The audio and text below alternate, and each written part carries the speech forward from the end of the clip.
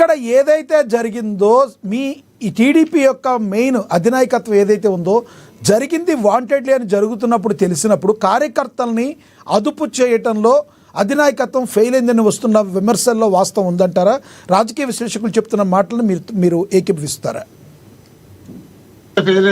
Sir good afternoon. Good afternoon sir. మీకు AS Prasad గారికి, మోహన్ రెడ్డి గారికి, తమ్ముడు లక్ష్మీకాంత్కి, ఏఎన్ఎన్ వీక్షకులందరికీ నమస్తే సార్. సార్ ఇప్పుడు మా జిల్లాకు వచ్చారు ఇవాళ మాజీ ముఖ్యమంత్రి గారు, పులివెందుల శాసనసభ్యులు. స్వాగతం. నిన్న మా శాసనసభ్యురాలు గల్లా మాధవి గారు కూడా అదే చెప్పారు, మీరు రాదలుచుకుంటే రాండి. ఎలా వస్తారు?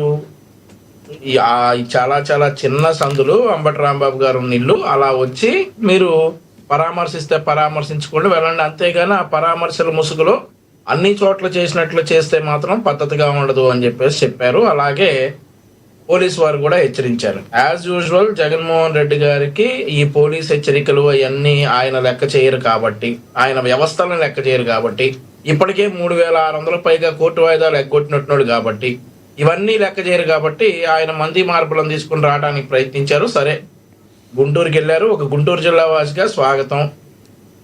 అదే పనిగా గుంటూరులో జరుగుతున్న డెవలప్మెంట్స్ కూడా చూడమని జగన్మోహన్ రెడ్డి గారికి చెప్పాలా. ఏదైతే అరండాలపేట బ్రిడ్జ్ ఉందో కొన్ని సంవత్సరాల కళ, ఆ కళని పెమ్మసాని చంద్రశేఖర్ గారు గుంటూరు ప్రజల కోసం నెరవేర్చారు. ఆ తర్వాత 3 వంతెనలు కూడా చాలా చక్కగా సుందరీకరించారు. అవన్నీ కూడా జగన్మోహన్ రెడ్డి గారు పరిశీలించి వస్తే బాగుంటుంది. ఓన్లీ అరాచకాలను పరిశీలిస్తానంటే మేమేం చేయలేం. అక్కడ జరిగినటువంటి విషయాలు ఏంటి, ఆ తద్వారా జరిగినటువంటి పరిణామాలు ఏంటి, జగన్మోహన్ రెడ్డి గారు ఇది ప్రీ ప్లాన్డ్ ట్రిప్. ఆల్రెడీ ఎప్పుడు ఈ గొడవ జరగక ముందు ప్లాన్ వేసుకున్నటువంటి ట్రిప్ అనమాట. అంబటి రాంబాబు నోరు జారుతాడు, టీడీపీ శ్రేణులు రెచ్చిపోతారు, వాళ్ళు ఇల్లు ఏదో ఒకటి ధ్వంసం చేస్తారు, లేదంటే అంబటి రాంబాబుని కొడతారు, మనం వెళ్ళి పరామర్శించాలి అనేది జగన్మోహన్ రెడ్డి గారి ప్రీ ప్లాన్ ట్రిప్లో భాగం. ఇదేమి అప్పటికప్పుడు అనుకున్న ట్రిప్ కాదు. జగన్మోహన్ రెడ్డికి తెలుసు మనం గుంటూరు రావాల్సి వస్తాం, ఈ వారంలో గుంటూరు ట్రిప్ ఉంటుంది, తర్వాత కృష్ణా జిల్లా ట్రిప్ ఉంటుంది, ఆ తర్వాత ఇంకెక్కడన్నా ఇట్లాంటి ట్రిప్పులు ఉంటాయని. సో రాష్ట్ర వ్యాప్తంగా ఇట్లాంటి ట్రిప్పులు ప్లాన్ చేసుకున్నటువంటి జగన్మోహన్ రెడ్డికి 2 జిల్లాలకే పరిమితం చేశారు.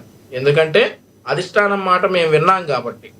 అధిష్టానం వైసీపీ ట్రాప్లో మీరు పడొద్దు, వైసీపీ అభివృద్ధికి అడ్డం పడతా ఉంది, మనం అభివృద్ధి పనులు చేస్తామంటే వాళ్ళ అరాచకాల ద్వారా law and order issue create చేసి విషయాలన్నింటినీ సైడ్ ట్రాక్ చేయడానికి చూస్తున్నారన్నటువంటి అధిష్టానం మాటలు మేము విన్నాం కాబట్టి ఈరోజు జగన్మోహన్ రెడ్డి పాపం 2 జిల్లాలకే పరిమితం అయ్యాడు. ఆయన రాష్ట్ర వ్యాప్త పర్యటనకు ప్లాన్ చేసుకున్నాడు ఇట్లాంటి ఓదార్పు యాత్రలకి.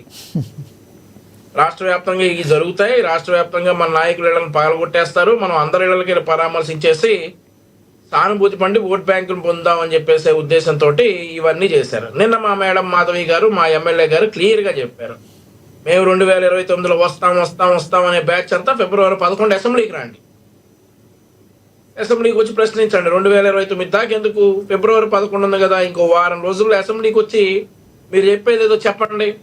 ఆయన ఎవరో జుట్టుబట్టుకు లాక్కొస్తాడంట ఎమ్మెల్యే గారిని, ఎవరు జక్కంపూడి రాజా. ఆయనకు కూడా ఆయన పాపం అసెంబ్లీకి వచ్చే అవకాశం లేదు కాబట్టి వాళ్ళ తరపున ఎవరైనా 11 మందిలో ఒకరిని పంపించమనండి. ఇట్లాంటి మాటలన్నీ మాట్లాడి మరింత చులకనైపోతా ఉన్నారు.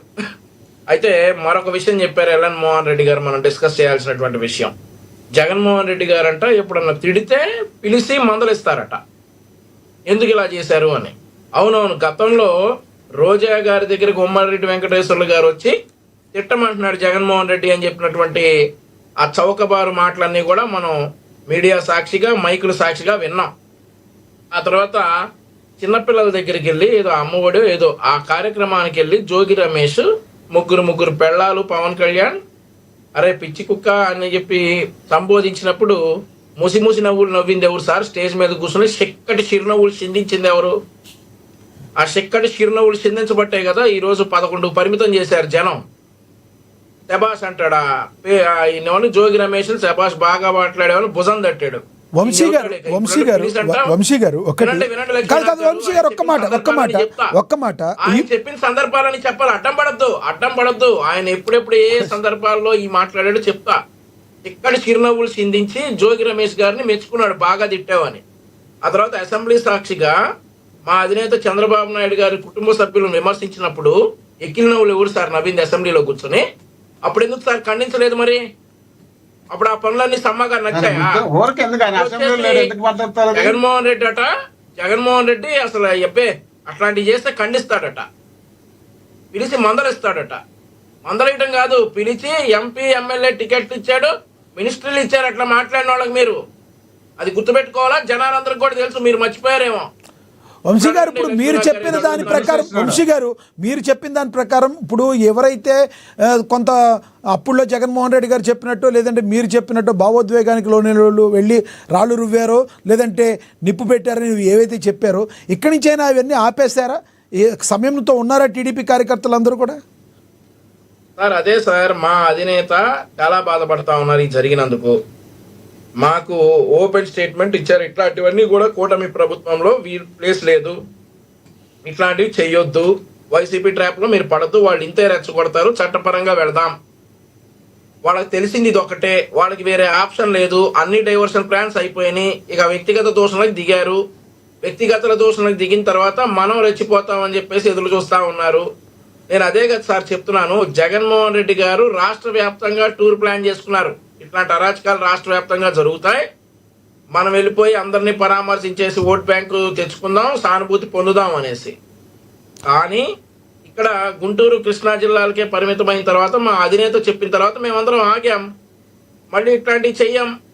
ఇప్పుడు కొంతమంది విడుదల రజనీ కావచ్చు, లేదంటే ఇప్పుడు ఆల్రెడీ బెయిల్లో ఉన్న జోగి రమేష్ కావచ్చు, ఇప్పుడు అంబటి రాంబాబు గారు, వన్ బై వన్ ఒక్కొక్కరి మీద కేసులు పెట్టి మరి లోపల వేసే పరిస్థితి కనబడుతుంది అంటారా? అంటే మొన్నటి వరకు సంయమనం పాటించారా, లేదంటే నన్ను అరెస్ట్ చేస్తే చేసుకోండి, ఇదంతా ఏంటంటారు? అసలు వాళ్ళు అలా మాట్లాడతాం ఏంటి, మీరు అరెస్ట్ చేయటం ఏంటి? సార్ అంబటి రాంబాబు గారు దాదాపుగా అధికారం కోల్పోయిన దగ్గర నుంచి దమ్ముంటే నన్ను అరెస్ట్ చేయండి, నన్ను టచ్ చేయండి, నన్ను కేసు పెట్టండి, నా మీద కేసు పెట్టండి అని చెప్పి బాగా ఊళ్ళూరిపోయేటటువంటి వ్యక్తి. ఎందుకంటే వాళ్ళకు ఉన్నటువంటి డైరెక్షన్, ఎవరైతే గొడవలు ఎక్కువ చేస్తారో, ఎవరైతే మన వైసీపీ అధికారిక భాషలైనటువంటి లంపదాలు వాడతారో వారికే భవిష్యత్తు ఉంటుంది వైసీపీలో అని చెప్పేసి ఉన్నటువంటి మాటలకి అంబటి రాంబాబు బాగా ఆసక్తిపరుడైనట్టున్నాడు. తిట్టాడు, ఈ రోజు అనుభవిస్తా ఉన్నాడు, జైలుకి వెళ్ళాడు. సరే, ఆ తర్వాత విడుదల రజనీ గారు కావచ్చు, జోగి రమేష్ గారు కావచ్చు, వీళ్ళు ఎవరైనా కానీ ఇదొక స్ట్రాటజీ. లడ్డూ ఇన్స్టిట్యూట్ సైడ్ ట్రాక్ చేయడానికి కావచ్చు, లేదంటే రాష్ట్రంలో జరుగుతున్నటువంటి అభివృద్ధిని సైడ్ ట్రాక్ చేయడానికి కావచ్చు, ఇదొక స్ట్రాటజీ. ఆ స్ట్రాటజీలో మా వాళ్ళు ఎవరు పడద్దు అని చెప్పేసి మా అధినేతలు ఆదేశించినటువంటి సందర్భం. మేమెవరం కూడా ట్రాక్ పడలేదు. అంబటి రాంబాబు అన్నాడు, దానికి మేము నిరసన తెలిపాం. రైట్ సార్, నేను మళ్ళీ మాట్లాడతాను. మనతోటి